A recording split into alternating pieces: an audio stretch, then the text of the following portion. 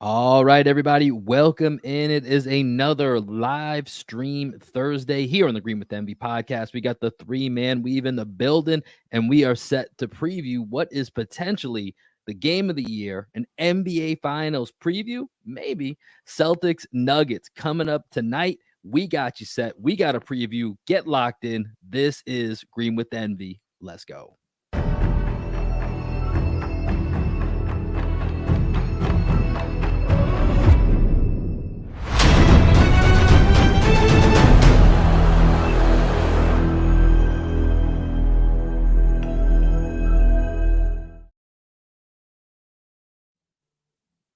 What up, what up, what up? Welcome into another edition of Green with Envy, the three-man weave. There we go. I got to get my camera all set up. Make sure we got it all aligned here. We are in the building, and we are excited to talk about this game tonight. The Boston Celtics, the Denver Nuggets, the two NBA title favorites set to square off in the Mile High City in Denver tonight. Of course, I'm your boy, Will Weir, checking in. How you doing? How you living?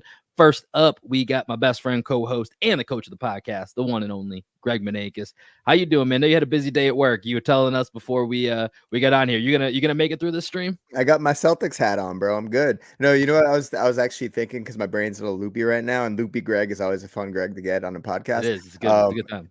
When that video starts playing, you know how it's like overly dramatic to the point where it's like kind of funny. I think one day what we should do is have outfits ready so that when we come back from that little intro, we're just all in like these like super dramatic warrior outfits or something that would or like prepared for battle and killed us. Yeah.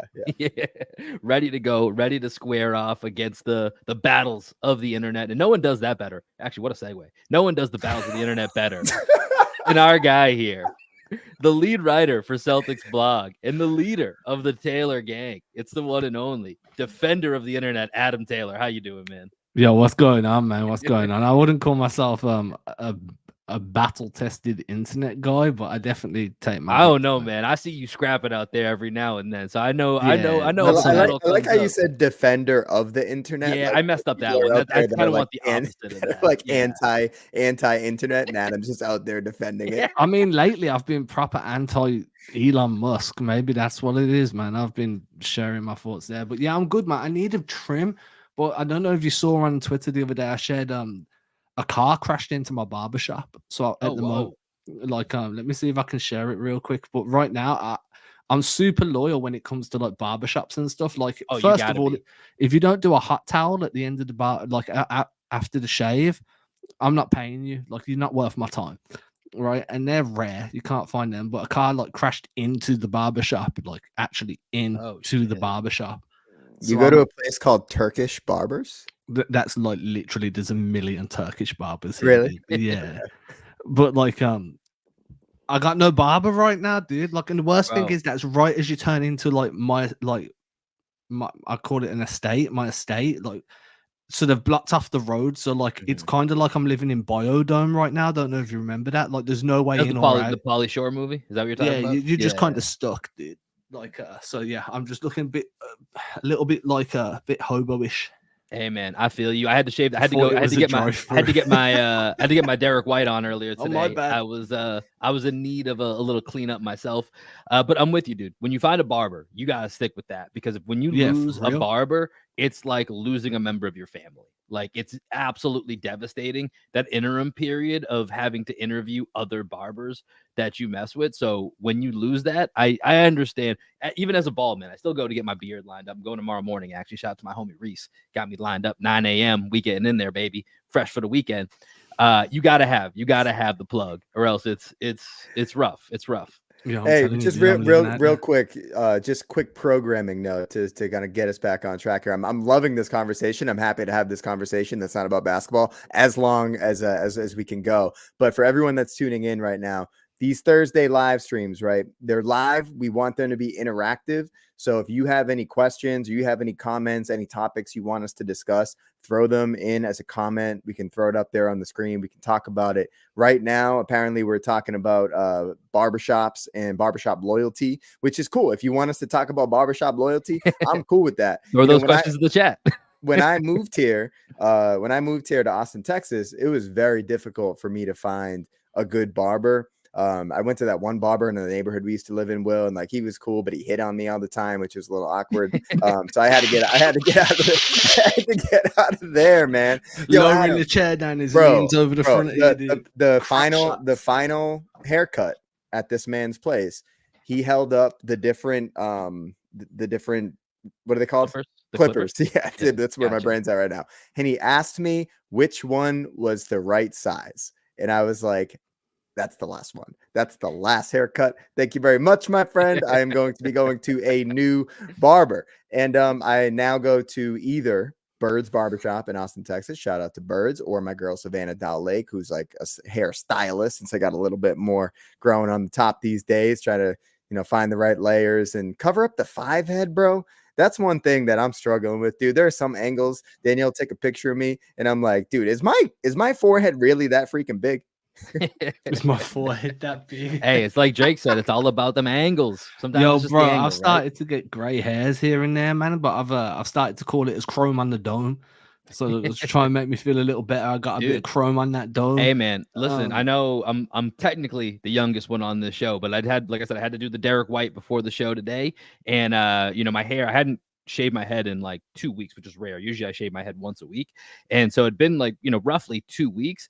On the sides where hair actually still grows, a lot of gray streaks in there, man. I was I'm not gonna lie, man. Hey. I was kind of spinning in a depression. I was like, I gotta shave my head, man. I don't like the way this looks. Hey, Ty, shout out to Ty Coffee. I gotta ask Ty Coffee, back to you. You comment back in the chat. Are you asking Will how he feels about the loss of his hair, or are you asking how he feels about the loss of the Cleveland Cavs? I don't know. I think it was about the Cavs, but it might have been about the hair. You let me know. Oh man! All right, we got to get this show back. We've got like 60 people. Yeah, we got people. Okay, we're kind of buying some time here, getting people in the chat. But I promise this is a show about basketball and a show about the Celtics Nuggets tonight. We'll talk about the Cavaliers here in a little bit. I think that's what you're referring to. I hope so. But yeah, Celtics Nuggets tonight, guys. This is a big one. This is one of those nights. This is one of those nights where it feels like across the NBA media, everyone's gathering on this game. Like everyone has eyeballs on this game. And it's going to be one of those nights where I think Twitter can be, we just talked about Adam defending the internet and Adam, or how Adam, interacts with some people on the internet. Like I tried to be nice. You do. And sometimes Twitter can be a piece of shit, right? It can be like a really shitty place to be. I think tonight has the potential to be one of those nights that you're like, I love that night that I was locked in on Twitter and everyone's kind of chiming in at that same moment that everyone's locked in. So with Celtics Nuggets tonight, for those of you that are getting in the chat here, Greg mentioned this before, please start adding some questions. We'll try to get to all of them as we go through this. But to help us kind of dig into this, if you're not subscribed to Adam's Celtic Chronicles, number one, you're not doing it right. So make sure that you go ahead and subscribe to the Celtic Chronicles. You can find that link in our YouTube bio, on the audio files, all of that. You can go ahead and find that. Adam's Twitter handle will have that as well. So make sure you're subscribing. But today, Adam did a really great breakdown of this game. So we're going to use that as kind of a jump off point here and we'll start talking about this game. Yeah, go ahead, Greg. Because I do want to honor our call to the chat to ask questions. So before we get into Nuggets preview, can we just talk a little bit about the Cavs loss? We didn't answer that question because he was actually asking about the Cavs loss.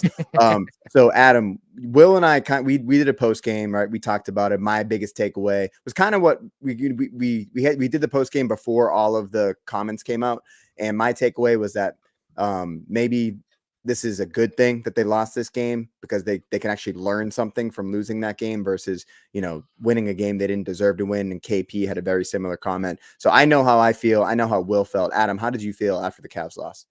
Yeah, I mean, I won. And I put this out there on Twitter today. Like, right, I don't live or die by a loss or a win. Like, I try and stay even keel in terms of like logically looking at the way the schedule's lining up, where you are, how much breathing space you've got at the top of the East.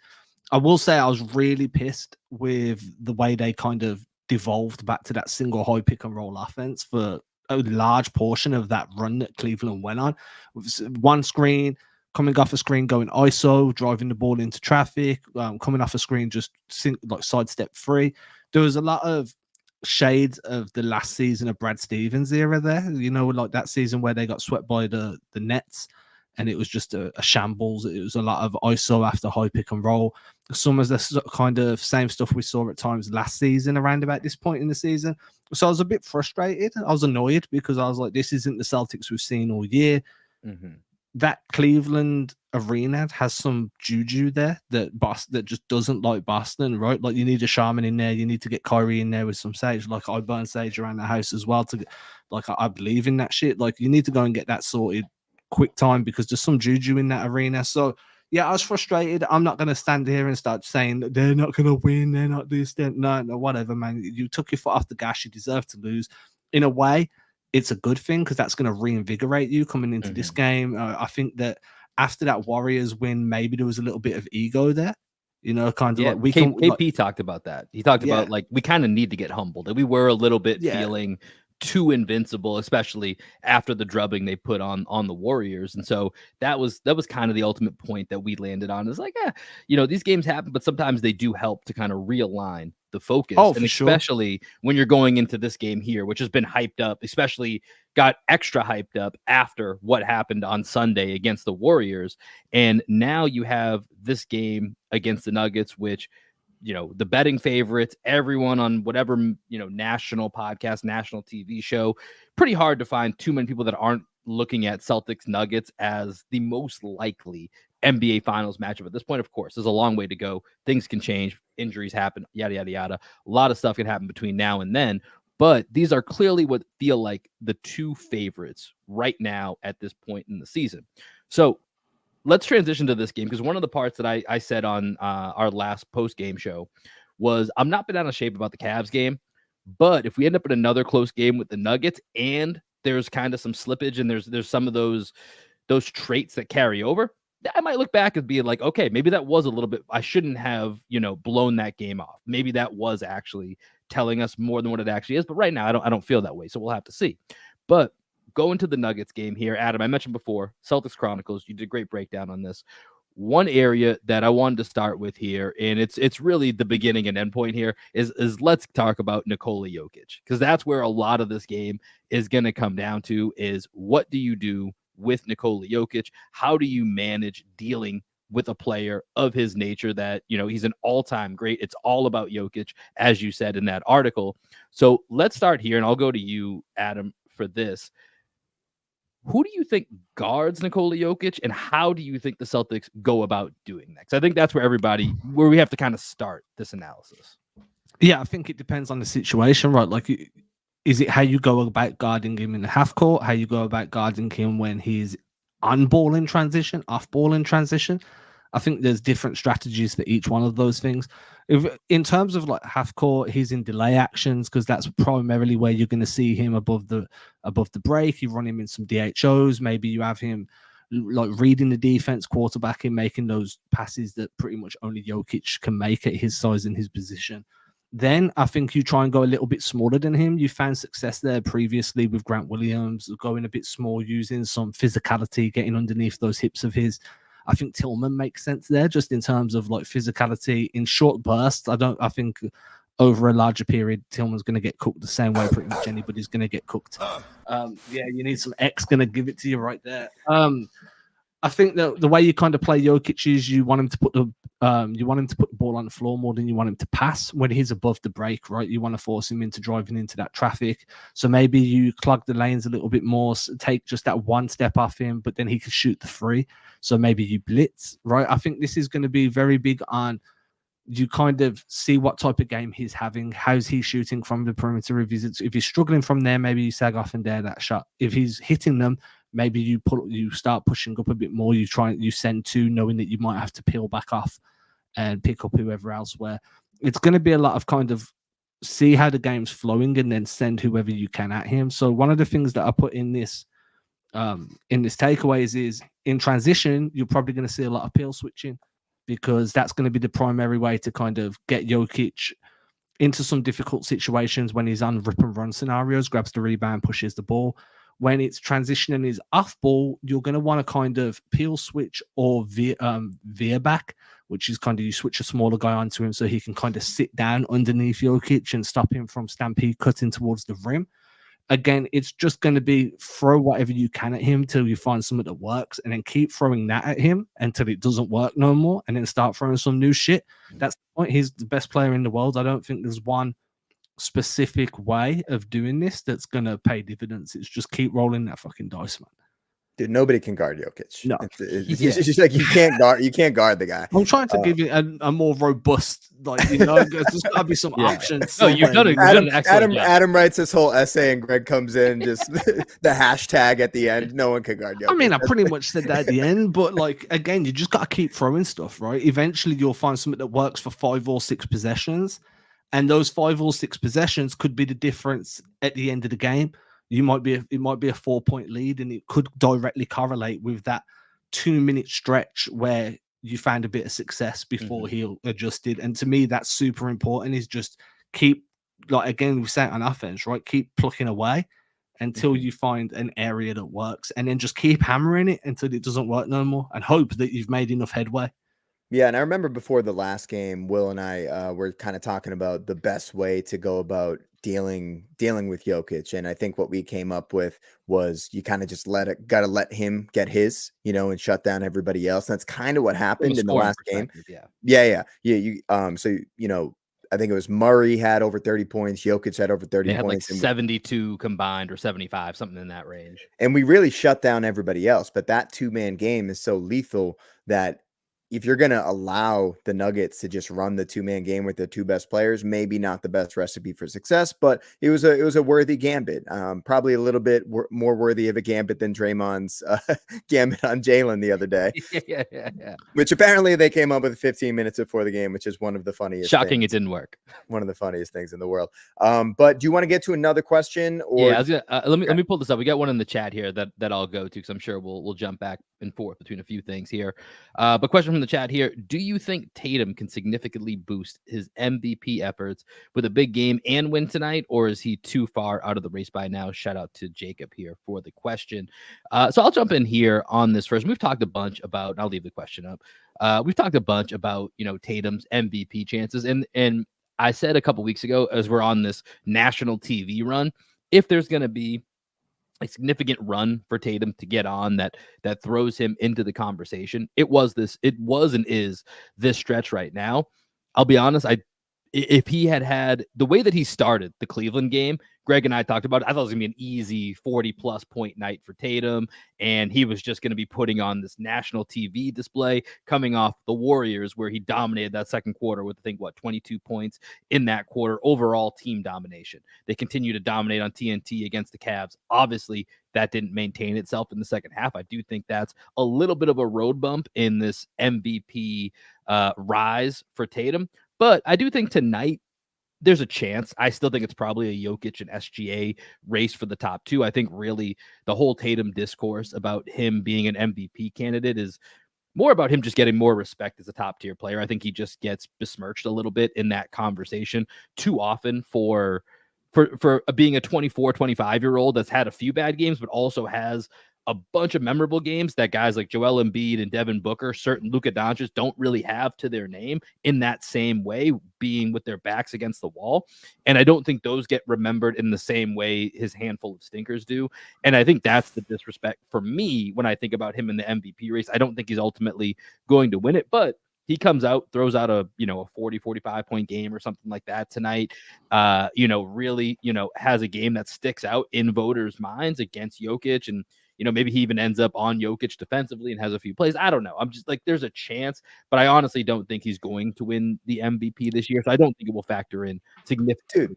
Dude, well said, Will. Well said. That was Stephen A. Smith level monologue there. Amazing. I was like, do I jump in now? Do I jump? No, Will's. No, you let him go. Now man. let me tell you about why I like big asses. Let me tell you why Jason Tatum reminds me of the best sex I ever had. Stephen A. Smith, goddamn. So I think, Will, to your point, right? The talking heads just need something to talk about. Yeah. That's all they need is something to talk about. So if Jason Tatum comes out and has an amazing game tonight, even the Colin Cowards of the world, they're going to be, happy that they have something new to talk about. At the end of the game tonight, Coward's either going to be able to go on the air tomorrow and say, JC, I told you Jason Tatum's not that guy. Or he could be like, see, like all the shit that I've been giving him is inspiring him to play better. And this is what an MVP wants to do. Like they're going to do all of that. I love stuff. when on air people take credit for that. It's it's like they listen to me and me alone, and I'm the only voice that matters. Boston, you're welcome. You're welcome. I treated your star player like shit for 3 months. You're exactly. So like, I mean, the world that we live in is just so reactionary and so prisoner of the moment. I actually believe that a huge game tonight could impact the narrative around Tatum's MVP. I don't necessarily think that it should. I think that he's played well enough to be a top 3, top 4 MVP candidate. I don't know that there's going to be anything he can do to go above Jokic or go above SGA at this point in the year. But in terms of, is the next week going to be more interesting for the Jason Tatum MVP narrative? Yes, this game could impact that. I think the only thing for me that makes me feel like this could significantly move the needle is it's a one possession game. Tatum hits the game winning shot over Jokic, because that's the biggest talking point right now is Tatum isn't clutch, right? And I don't agree. Obviously, the numbers there kind of show it. I know JJ Redick had a really well balanced, well thought out take about this. I like today. that. Yeah. But for me, if you want to kind of just stick to this discussion of would a win change the trajectory for Tatum, the only way for me is if he hits a game-winning shot. Now, ideally, I would much rather the Celtics are up by 10 with a minute left and it's just an easy win than being like, oh, well, there's a moral victory here because Tatum won the game on the front. No, I don't really care. I just want you to win, right? Yeah. So, and again, I'm not really too fussed about Tatum winning MVP. Either I'd like him to at least be in the conversation because he deserves the credit for what he's done this season. But overall, it's whatever. Like I care about one thing, and that's a chip. Yeah, it's more about the respect than it is necessarily being in the lead or winning it. That will kind of play itself out. But circling back to tonight's game, let's go back to the Jokic topic here just for a minute, and let's combine this with Jamal Murray, because we've done this before where we've called them the best duo in the NBA. And I think until hopefully this year the Celtics win the NBA title, as much as I think Jason Tatum and Jaylen Brown are right there, it has to be Murray and Jokic, because that 2-man game is so dynamic. And Greg, you talked about how in that last game, Jokic and Murray went nuts. The rest of the lineup didn't really, like, the Celtics did kind of what what we anticipate from our vantage point. The general game plan is like, you can't do anything with Jokic. Murray's a big time player. If you can stop everything around that, I like your chances. And the Celtics basically did that, but didn't have their best game to be able to kind of put that or see that all the way to its end goal. And so when we start combining Jokic with Murray here, what do you, Greg, I'll go to you here as the coach of the pod. What do you think is going to be the keys to trying to control? We're not probably going to stop that 2-man game, but what is the keys to trying to control that 2-man game? Well, I'm not sure that I would say this is the key, but I think this is what you're going to see. I do think that Jaylen Brown is going to start on Jamal Murray, and like he's been doing all year, I think those pickup points are going to be really high. I think the Celtics, the way by the way, real quick, just Jaylen Brown, I had this pulled up here earlier before the show here. Jaylen Brown was the primary defender in that game for the majority of that game. It was mostly Jaylen Brown that got the Jamal Murray assignment. Do you have stats on that, on the matchup? I do here. Yeah. So in that, it looked like it was a little over 7 minutes that Jaylen Brown was the primary defender against Jamal Murray here. Looks like so about 50% of the time that was going to be him. Jamal Murray ended up with 9 personal points on 4 or 5 shooting, 25 team generated points on possessions where Jaylen Brown was guarding him. He also generated a ton of points off Kristaps Porzingis, which that mostly came obviously facing that drop coverage here when he got a chance to go up against Kristaps. But yeah, Jaylen was definitely the primary defender on that night. Well, I do think it's going to be important for Jaylen to set the tone defensively. Those high pickup points is something that he's prided himself on this year.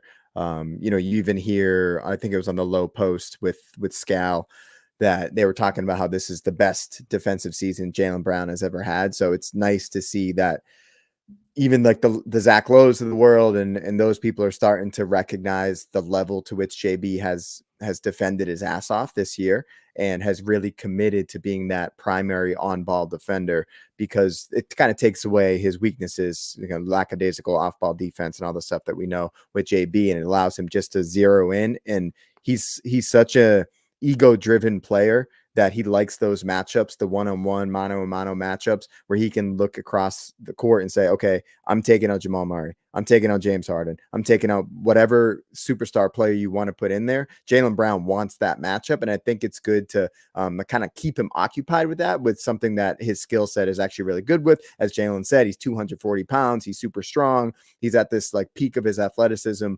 He's enjoying the challenge, right? So I think that's where it kind of starts. And then, as Adam did a really good job on Celtics Chronicle, I put the link in the comments, by the way. Make sure you are subscribing to the Celtics Chronicle. That's what we have pulled up here on the screen for those of you watching on YouTube. You can go ahead and subscribe for that, for this amazing breakdown that Adam did. But the peel switching is so important in the two-man game, right? We talked a lot about that early in the year when Drew Holiday in the preseason was one of the first people to like really show that this was going to be a weapon they were going to go to, right? Is firing off those as the gap defender, firing off the wing player and taking away the snake pick and roll, right? And they've done such a good job at figuring out the timing of that and figuring out when to peel switch out back to the perimeter, that I do think those guys are going to be just as instrumental to taking away Jamal Murray in the pick and roll as Jalen will be, as the head of the snake point of attack defense. So I do think that's probably going to be where I'm focused on. And then Michael Porter Jr. didn't really have a huge game against the Celtics the first time. He missed a couple shots. Aaron Gordon couldn't hit a three to save his life. So I do wonder, being Denver at home now, how that's going to affect their play and their ability to stroke it from deep. Yeah, I just want to jump on that and say we've said a lot about how some of Denver's role players didn't really have a good game during that last meeting. Tatum and Brown didn't have a good game during that last meeting, right? So when you've got Jokic and Murray having like this otherworldly, like Super Saiyan, Nibiru, Anunnaki level, just, any conspiracy theory you want to throw out right now, mixed in with some superhero comic book characters, blend them together. That's what you're going to be dropping some Cat Williams shit here. Yeah, I mean, I'm just saying, throw your conspiracy theories into some comic books, and then whatever you kick out is the type of performance you got from Jokic and Murray during the last time they played Boston. Tatum and Brown had a quiet night. I think Tatum was a bit more of an all-round performer than what Brown was. Brown got on the scoreboard a little bit more, but it wasn't a good game from them. So when you're getting like a 70-point explosion from Jokic and Murray, and no one else is really living up to it on Denver's side, you're also only losing by one possession without your two best players having a good game. So I think if Gordon and like Mike and PJ kind of bring their level up, but you get the best type of Tatum and Brown as well, and Porzingis stays at a good level, I think that Boston still have an offensive advantage here. So I just kind of want to give some love to JB and JT because they struggled in that last game. Yeah, that was one of those games where Jalen just forgot how to shoot. Like he just literally he was just in his head. So that it's interesting that, Greg, you made fun of the Draymond 15 minutes before. Hey, let's just not defend JB. In the second half of that Nuggets game, I actually think that's where that strategy would be a little terrifying, because JB was so in his head in that shot that it's like that. And this is what we talked about even on the playback as the Warriors were doing this. It's like, this is a weird concept to try early, especially when Jalen is known for being one of the better first quarter scorers in the NBA. So it's weird to try it early after he misses a couple shots and you're trying to get in his head, like building that mental defense. I could totally see that. So this game was one that I look back on, and I'm just kind of looking through some of the stats in that game. Jokic was 14 of 22 from the field, and Murray was 15 of 21. That's insane. That's absolute insanity. JB was 6 of 19, Tatum 9 of 24, and you lost by 2 points. Like, just looking at that star comparison is really, really wild to think about. And, thinking of how scorching hot Jamal Murray was insane in that game. So, like, thinking about how insane he was in that, there's two things that I'm curious about.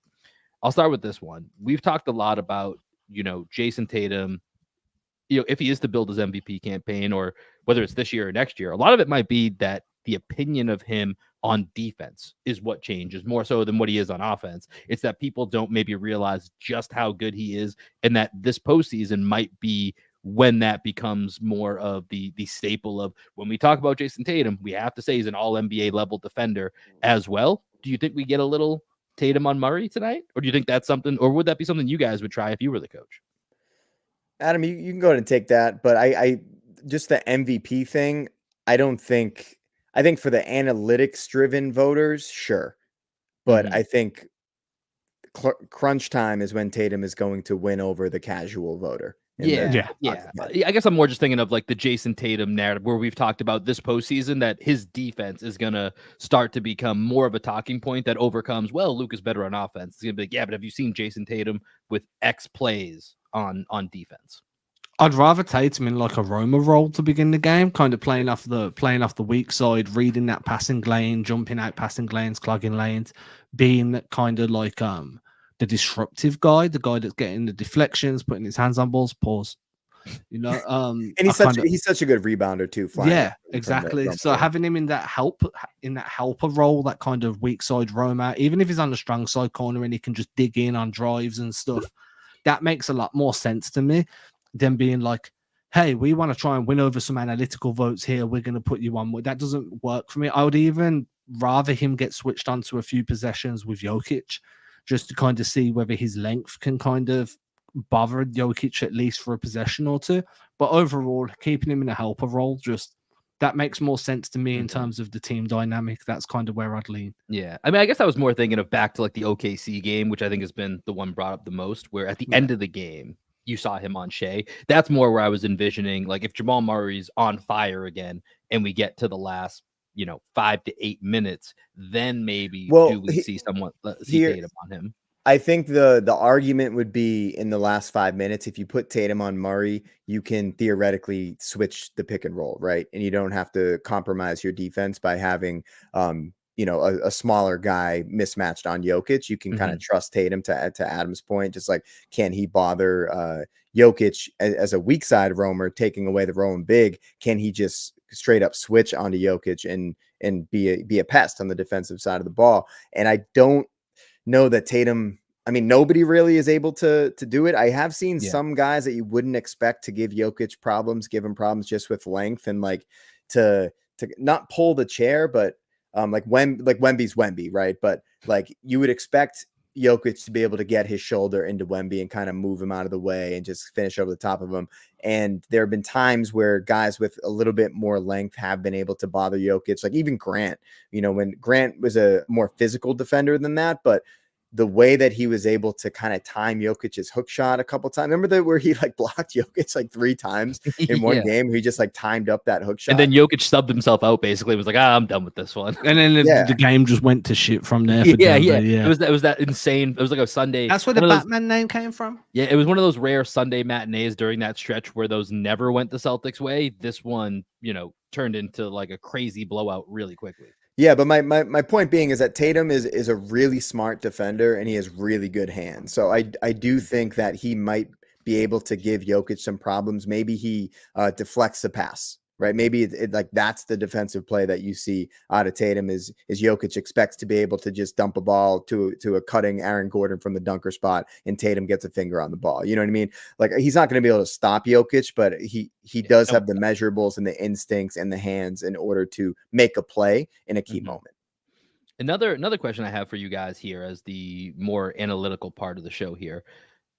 Zone defense. I think there's been a couple moments in recent games where we were expecting to see some more of that 2-1-2 or some version of a zone defense that we haven't really seen. But I do wonder if because and you talked about this in the Celtic Chronicles, Adam, about like how the Nuggets operate so much in the mid range and out of that free throw area for Jokic. Is that potentially an option, or is that just going to give Jokic too much time to pick apart the defense? But also, part of that is to stop Jamal Murray from snaking around and attacking the drop. What do you guys think about zone defense potentially being an option that we see tonight? Yeah, I wouldn't touch it with a 10-foot barge pole tonight. If I'm being quite honest, I shared a clip in the Chronicles. The Celtics were playing a lot of no middle defense where they were kind of playing like a shallow-ish drop. They were keeping their big man around the nail, just above or just below the nail, which is, for anyone who's not too sure, is just the dead center of the free throw line.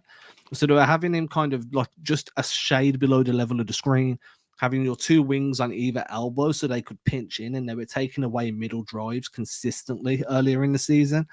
I'd much rather see them go back to that with a ball handler chasing over the screen and then pressuring on the rear view. So then you've basically, I think we've got it here. Like, is this the one? I think that's a stampede cut, right? So you might have to go a bit further down. No, this is it. Yeah, no, that was it. So you've kind of just digging in there. You're basically building a wall across that free throw line. And they did this consistently for about a 10 to 15 game stretch earlier in the season. And I think that it was one of their better defensive coverages, just taking away the middle of the floor, forcing guys that do drive to kick out to shooters, and then having enough bodies around there to be able to fly out and contest shots. To me, this is just kind of like you see how it's just off, you're playing up to touch on the screen, but you are kind of dropping back rather than looking to jump out and show on the ball handler. That's, to me, is going to be the best way to try and contain this pick and roll. The Nuggets are going to want to try and get on the interior quite regularly. They do like their mid-range game. They like their floater game, building up enough resistance there to kind of pressure the ball handler for some earlier decisions than what they'd like to be making. Makes a lot of sense for me. I also wonder, and I'm just going to throw this out there, if Jamal Murray gets hot again, one guy on the bench that's had a really good season in terms of just guarding some elite level scorers, who's new, is Springer. Do you see, like, there could be minutes there where you're just like, hey, you've had a good season pestering like high level guards who are good at scoring off the dribble. Here's 5 minutes. Go and be a dick for 5 minutes, and whatever happens, happens. As much as Joe Mazzulla has talked about curveballs, I cannot see him playing Jaden Springer in this game tonight. That's the cut. But if it's good enough for Nick Nurse, it's good enough for me. Okay, that's all I'm saying. No, I hear you. I mean, it's definitely something that's interesting, and something that I want to see Mazzulla try out a little bit more is like, where is the moment to insert Brissett, because we need a little bit more energy in this game. This was part of your point during the post game live, Greg, for the Cavs, right? Like, where was the second half? We need to change this up. Where's the Tillman minutes? Where's Brissett as an energy, as someone thinking back on that? The moment Evan Mobley went out of the game, because that was Cornette's matchup in the first half. Why was Cornette on the court? Yeah. Why were the starters not brought back in early? I mean, it wasn't until just after 5 minutes, or just before 5 minute mark, where they brought the starters back in that game. That was far too late. You were too late getting back to those guys. Yeah. Mm-hmm. And I just think it's like, sorry, my dogs are barking. It's all right. They're chilling. They're not happy with the last Evo. It's okay. We understand. Yeah. But I think that with that, I'm sorry, they're like so loud right now. Let me go on mute really quickly while you guys finish this conversation. So I can tell. Yeah. We can keep going here without you, but I think, to Greg's point, I think it's a great idea. I would be shocked if Missoula no, this isn't the game for it. The same way it's not the game for zone. We haven't seen Springer outside of any garbage time, right? Yeah, but before the Celtics traded for him, and this is me playing devil's advocate, I genuinely don't expect to see it. But just playing devil's advocate before then, I'm pretty sure he gave Steph and Luka the business for back-to-back games during his time with Philly. I mean, dude, shit, he gave Tatum the business in the couple in like. Do you know what I'm saying? Guys, I'm gonna go off camera for a second because I got a surprise for you. I think I'll be right back. Okay, go for it. I hope it's not what the barber had a surprise for Greg. Yeah. I don't know what this could be. This is the beauty of the live stream. We literally don't know what's happening. But you did bring up another point that I'm kind of interested in, Adam. Is I think essential for the Celtics tonight is they have to win the non-Jokic minutes, right? So that comes down a little bit to the battle of the benches. Because I went looking through the Nuggets 5-man rotations. I just wanted to see, what's their best non-Jokic lineup. They have one lineup that's played more than 30 minutes that has a positive net rating. Every single other one, even if they have Aaron Gordon and Jamal Murray, whoever they stagger, and that's where I think the Celtics have a distinct advantage, is the Celtics have so many different lineups that they can stagger with all of their different weapons, that if they don't have their best five out there, if they don't have specifically Tatum, like, they still have lineups that are positive net ratings that can be successful. Whereas for the Nuggets, if Jokic isn't out there, this team is not even average, they're below average. right? That's just the way it goes. And so, when I look at the Celtics bench versus the Nuggets bench, I got to feel like the Celtics bench, especially when you kind of mix and match with the starters, that's an advantage that is an absolute non-negotiable, that if you're going to win this game, you got to win those minutes.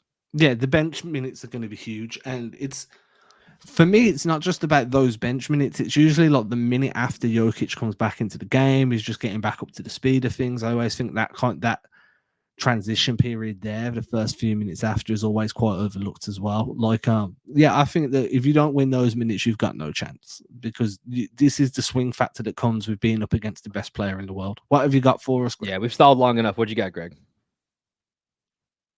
You're on mute. We got some Tatum 2 reveals. Yeah, they're fire. The deuces.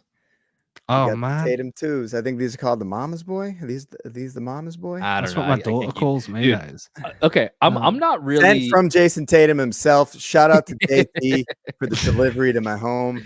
Got a handwritten note. I knew giving you my address was the right move, and I appreciate the shoes, man. So I've got a quick question. Maybe you guys know this. Like, I don't really keep up with like sneaker drops and stuff. Like, I've only been more like tuned in because it's Tatum. He has like 9 different versions of this. Like, is this normal for when a sneaker drops, that there's this many versions and that we're somehow in the same year already on the second version? Like, am I just out of the loop of how sneakers work anymore? I think the 3s are already made. What the is this how is this how they normally? No, is this isn't normally goes? normal, is it? I'm not. I mean, I'm like you, man. I'm not a sneakerhead. Yeah. I'm 36 years Because old. I feel like I grew up and it was usually like, Iverson's got the new i3s and there's like 2 versions and that's about it for about 5 years, and then you might be like, there's a new Iverson one. It probably took that long to design. I've never known. I'm gonna go solo. Keep talking, but I want to full screen these shoes. Keep talking though. No, go ahead. We just want to do we need to put some music on then. Yeah, you keep showing. I'm going to put some music on. Let's see what we got here. Oh, you know what? This is what I'll do right here. Hold on. Where is it?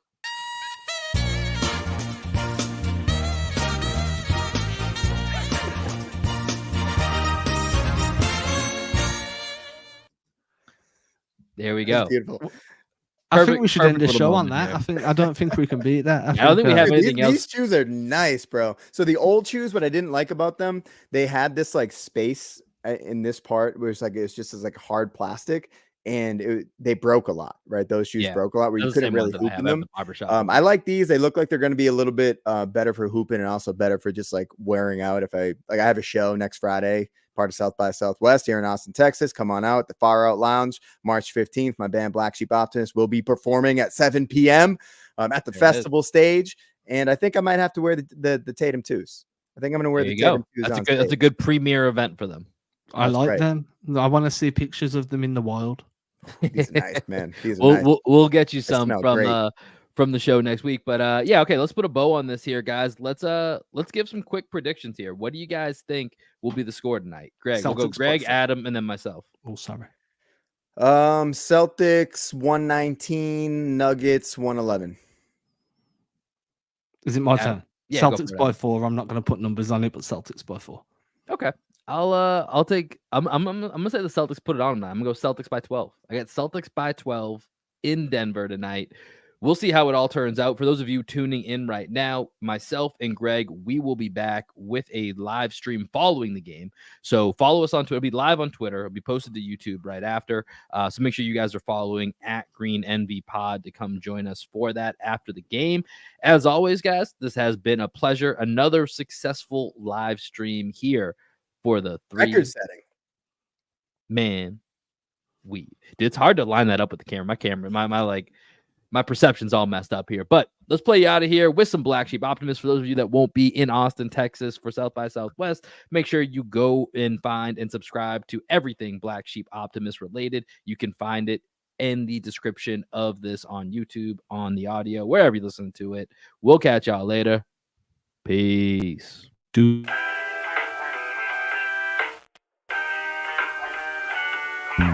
Every time I get this high, I lose my mind. It don't take much no more until I hit the floor. Every time I get this high, it's you I find. It don't take much no more until I'm at your door. baby. What can I say? You got me on the floor, you know I came to play. I know I shouldn't, but you seem to take my pain away. And every time I score, Jason Tatum fade away. I close my eyes and I'm floating your river. I call to see if you open, you know I hope you deliver. Every time you're getting close, I still be sick with the shivers. But there's nothing like that first time. I still remember the first time I saw you. You were looking so fine.